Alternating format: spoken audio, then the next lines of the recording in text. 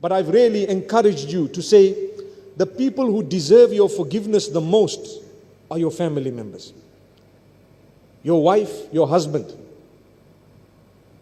your children, your brothers, your sisters, your parents-in-law as well. They are also closely related to you. Forgive them, excuse them.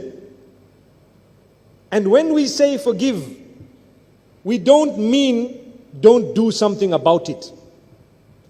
Because sometimes your mother oppresses your wife, and it's happening in many homes. I used to think it's declining, but in actual fact, it's increasing. How dare we have a daughter-in-law in the house and we really think she is just a maid without a salary? She must wake up at this time, we must give her an instruction, we'll never praise what she does, and we must keep on treating her like she's just a maid and a slave. Do you really think Allah created a female in order to just get up and serve the mother-in-law or the father-in-law? Do you really think that was the reason of creation of the female? Do you not think she has a far greater purpose than something as low as that? She's doing it for you as a favor. Appreciate it. I challenge all the mothers-in-law and fathers-in-law to appreciate what their daughters-in-law or sons-in-law do for them. Show that appreciation. Talk about it. Use your tongue to say it. It will bear witness for you on the day of judgment. They do a lot. So what? They are tired. They may not get up when you want them to get up, because they are tired, they are ill, they may be sick, they may have children to look after. You don't even know. And you're holding it, and you expect to be forgiven.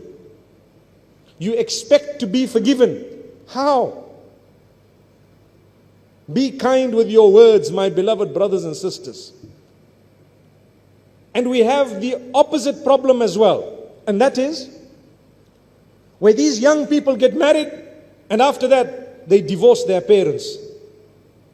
No matter how many times you utter the words of talaq to your mother or your father, it will not divorce them, because those words don't work with them. They are irrelevant when it comes to your parents. You still have to be kind to them. It's a test from Allah. It's a test from Allah. Allah gave you parents specifically, and He commanded you and instructed you to be kind to them even if they are not Muslim. Be kind to them. Kindness. Notice we did not say obedience, because obedience is only within the instruction of Allah. If they ask you to do something and it does not negate what Allah has said, you will do it for them. But if they have asked you to do something against the command of Allah, you will not do it for them. So this is amazing. It's unique, my brothers and sisters. A relationship from Allah. You were born into those arms, into those laps. You need to show some kindness in that direction. But the point I was raising was, it does not mean you forgive someone so you don't do something about it. You have to do something about it as well. So if there is oppression coming from one party to another, stop it somehow. Forgive them, but deal with it. Say, look, my beloved mother, I love you. We have forgiven your shortcomings, but I wouldn't like this to repeat itself again. You have to speak. I know of men who think it is virtuous to be silent and to watch your mother bulldoze through the whole house and destroy every relation and break every rule of Islam. But no, that's my mother, I cannot talk. Says who? Says who?